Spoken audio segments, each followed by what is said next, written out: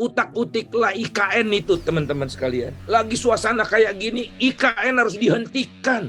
Total, itu udah dapat berapa? Karena Pak Jokowi akan minta duit dari subsidi itu buat IKN, for sure. Jadi akan dialihkan ke rakyat itu 24 triliun, kata Ibu Sri Mulyani, tapi Pak Jokowi akan minta agar ditambah anggaran untuk IKN. Kereta cepat, kemudian 73 triliun anggaran untuk menyuntik BUMN. Itu dihitung semua udah lebih dari 100 triliun. Pemerintah tidak mau berkorban, rakyatnya terus yang berkorban. Pemerintahan zalim ini namanya. Jadi apa yang akan terjadi pada kalian? Kembali ke kepentingan anak muda ya. Waktu kalian sudah bekerja jadi profesional atau jadi pengusaha, kalian akan diwariskan oleh alam yang makin rusak dan utang yang menggunung. Maka bersuaralah kalian.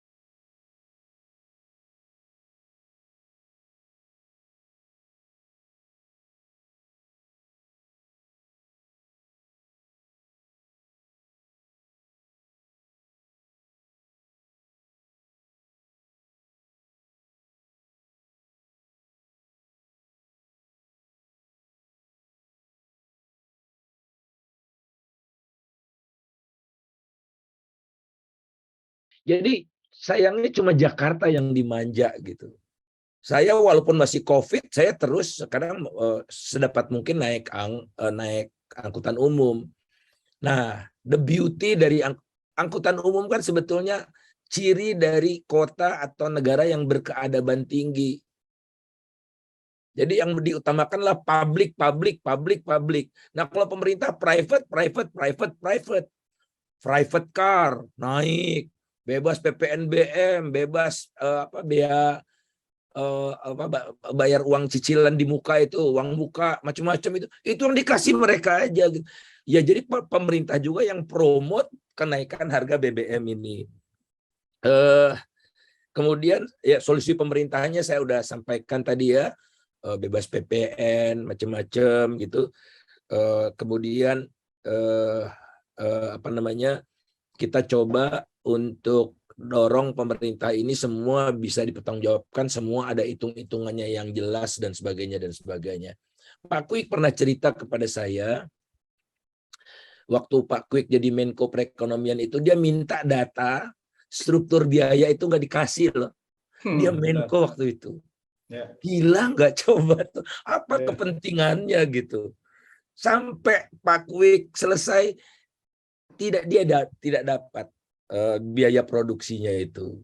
Benar itu. Nah, jadi itu Pak Antoni saksinya tuh.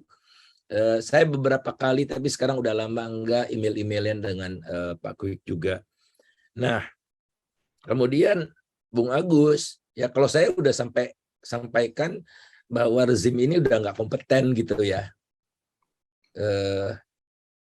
Dijatuhkan atau bagaimana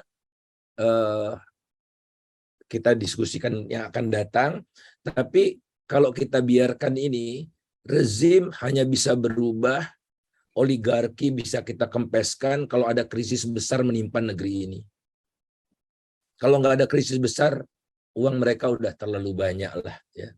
Itu lihat aja korupsi yang di Riau. Korupsi di Riau saja, itu berapa triliun sekarang kerugian negaranya? Rilisnya 104 triliun. Dari gila nggak? Yang pertama. Tuh, 104 triliun tuh. Gede banget loh dibandingkan dengan subsidi itu ya. Ini korupsinya baru satu. Belum korupsi si Sambo. Belum korupsi macam-macam itu. Nah, jadi kita menuntut. Oke, pemerintah juga harus menunjukkan dia kerja keras dong. Dan pemerintah minta semua warga berkorban, tapi pemerintahnya nggak mau berkorban.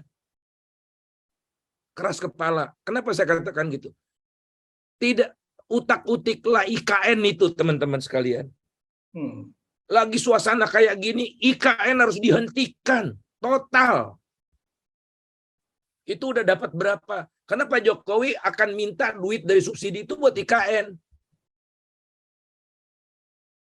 For sure. Ya. Jadi akan dialihkan ke rakyat itu 24 triliun kata Ibu Sri Mulyani, tapi Pak Jokowi akan minta agar ditambah anggaran untuk IKN. Kereta cepat. Kemudian 73 triliun anggaran untuk menyuntik BUMN. Tuh dihitung semua udah lebih dari 100 triliun. Pemerintah tidak mau berkorban. Rakyatnya terus yang berkorban. Pemerintahan zalim ini namanya. Jadi BBM ini cuma pemantik aja kok, teman-teman. Ya, pemantik. Kalau saya udah sampai pada kesadaran, hanya krisis besar yang bisa menumbangkan mereka itu. Nah, tapi saya takut kita tidak mampu menanggung beban krisis besar itu ya, karena mahal sekali. Saya nggak tahu, tahu-tahu yang muncul nanti bajingan baru lagi gitu. Takutnya saya itu. Makanya kita susunlah, teman-teman, dalam setahun terakhir, BEM, HMI, GMNI, PMKRI, GMKI, semua, seluruh elemen bangsa ini untuk bikin dokumen yuk tentang Indonesia masa depan yang kita harapkan itu. Bukan seperti yang dibuat oleh pemerintah itu. Kemudian betul sekali Bung Agus, target pemerintah itu 1 juta barrel per hari. SKK migas. Boro-boro. Ini turun terus dan terakhir 628 aja. 628.000 barrel per hari. Pertanggungjawabannya nggak ada. Dan biang keladinya siapa? Pak Jokowi. Seharusnya saya katakan biang keladinya Pak Jokowi. Kenapa saya katakan Pak Jokowi biang keladinya? Pak Jokowi lah yang membatalkan atau mengubah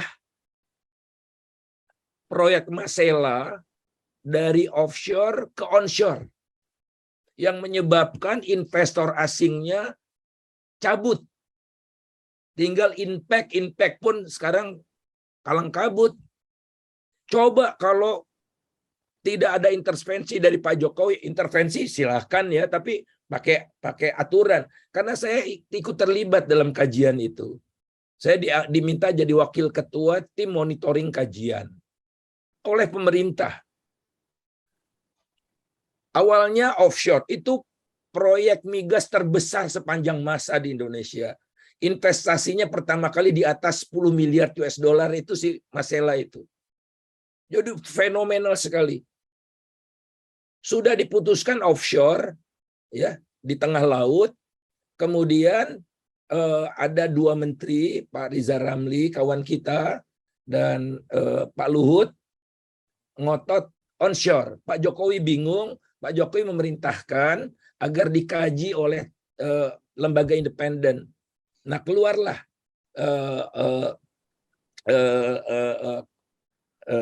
Poten Internasional.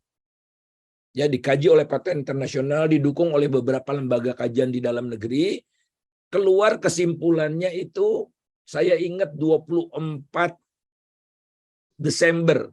Karena 1 hari sebelum Natal. Ingat saya itu. Presentasinya mulai jam 6 pagi. Pokoknya saking cepet-cepetnya tuh.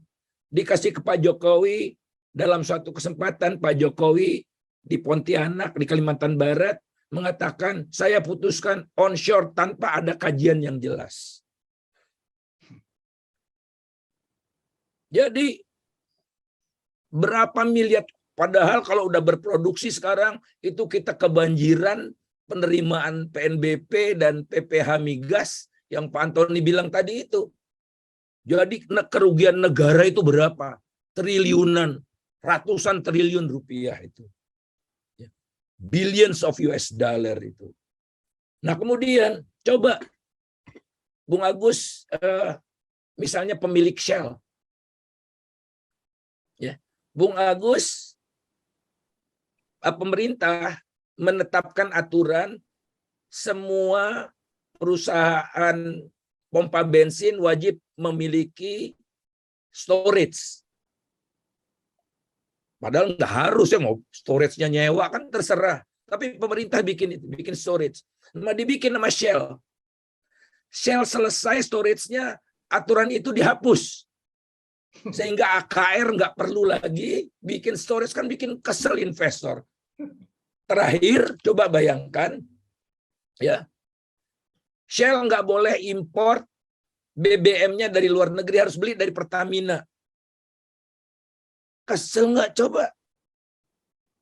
Kemudian barang yang sama, Pertamax 92 itu harganya 12.500, Shell-nya 17.500 di pasar yang sama.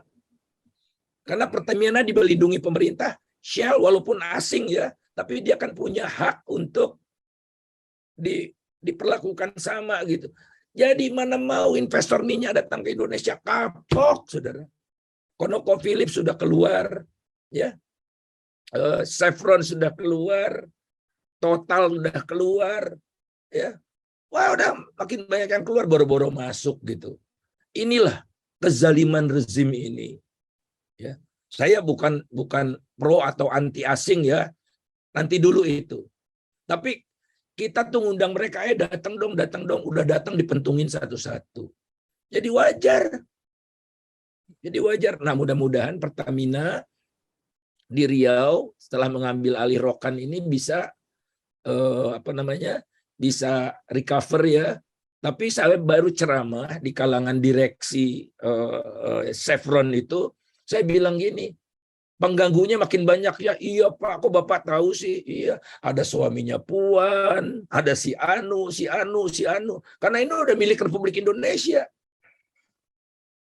Nggak ada takut-takutnya lagi. Jadi cost recovery bakal naik ini. Jangan salahkan Pertamina, ya jangan salahkan Pertamina. Tapi inilah begundal-begundal makin banyak yang masuk gitu. Nah, EBT ironis lagi nih. Jadi undang-undang pajak yang baru, ya, undang-undang pajak yang baru itu mewajibkan pemerintah untuk mengenakan pajak atas energi yang kotor. Tapi tidak semua dulu. Tahap pertama adalah pembangkit listrik tenaga batu bara. Pajak karbonnya cuma 30 mulai 1 April. Pajak karbonnya cuma Rp30 per ton CO2. Rp30. Di Singapura Rp250.000. Oke, jangan bandingkan Singapura. Saya bandingkan dengan rata-rata dunia, pajak karbon itu Rp500.000 per ton. Rp500.000. Indonesia Rp30. Itu pun mulai 1 April ditunda jadi 1 Juli. Dan sudah diumumkan 1 Juli ditunda untuk waktu yang tidak bisa ditentukan. Nggak serius. Itulah. Jadi apa yang akan terjadi pada kalian? Kembali ke kepentingan anak muda ya. Waktu kalian sudah bekerja jadi profesional atau jadi pengusaha, kalian akan diwariskan oleh alam yang makin rusak dan utang yang menggunung. Maka bersuaralah kalian. Karena yang paling rugi adalah kalian. Saya udah mati. Saya harusnya nggak ngotot-ngotot amat kalau kepentingan pribadi ya. Tapi kan saya punya anak, punya cucu, punya mahasiswa, punya kerabat, punya generasi muda yang harus sekarang lebih cerewet. Jadi sekali lagi BBM kita jadikan momentum untuk konsolidasi total, untuk benahi negeri ini secara struktural. Makasih.